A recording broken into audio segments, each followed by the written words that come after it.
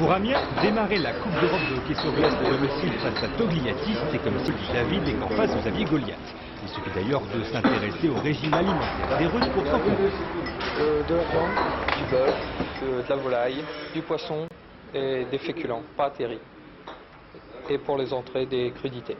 Un gros petit-déj en jambon, fromage, viennoiserie, jus d'orange, café, thé, chocolat. La dernière collation, c'est à 17h30. À 18h, il faut gagner le Coliseum pour 1 heure. Les Russes arrivent en même temps que les Gothiques à la patinoire, mais pas le temps de discuter. Direction les vestiaires, équipements, préparation, affûtage, tout.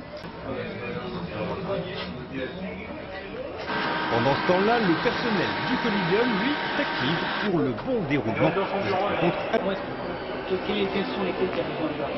Il y a beaucoup de préparation au niveau de la glace, au niveau des rambardes, au niveau des publicités, sécurité des joueurs, au niveau des infirmeries, au niveau du public aussi. Pour nous, nous avons des points à respecter en termes d'accueil, en termes de rapport à la réglementation de la Coupe. Par exemple, les filets de protection doivent être en parfait état. On doit avoir des jeux de cage à disposition, un double jeu de cage à disposition. On doit avoir, vous verrez derrière les buts, vous allez avoir des juges de but, des lumières prêtes à envoyer un signal.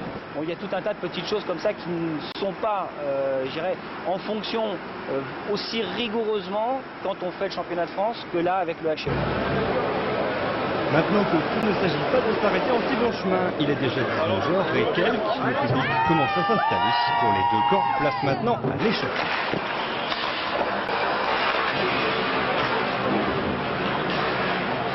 L'échéance se rapproche, on se concentre, même si les Gothiques d'Amiens ne se sont pas vraiment divisés de cette rencontre. Ça fait 30 ans que le club existe cette année. C'est la première fois qu'on atteint ce niveau européen. Donc pour nous, c'est la découverte d'un autre monde. Ce que je disais, je faisais la comparaison avec le début du club, quand on a découvert les clubs des Alpes. Là, on découvre les très gros clubs européens. C'est sûr que pour l'instant, on n'est pas du niveau, mais il n'y a qu'en se mesurant à eux, d'égaler.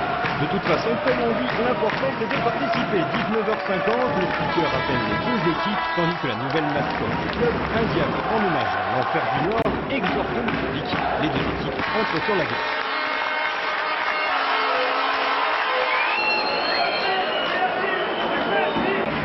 Bientôt 20h, le coup d'envoi va être donné d'un instant à l'autre. Auparavant, place aux hymnes nationaux, le russe bien sûr, puis notre bonne vieille marseillaise. Début du match dans quelques instants. Et c'est parti pour 3 heures de délire. Pas d'illusion les Gothiques au début du premier tiers, mais à la 14e minute, le premier but russe fait s'envoler des exploits picards. 1-0 à la fin du premier tiers. À la table de Marc, on s'arrange. On est en relation aussi avec le siège de l'Euroleague à Zurich.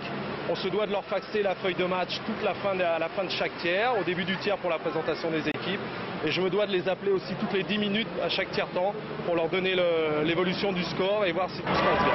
À 3 minutes de la fin du match, les Russes mènent 7-8. Amiénois va chauffer à blanc. L'un des principaux atouts d'Amiens, son public.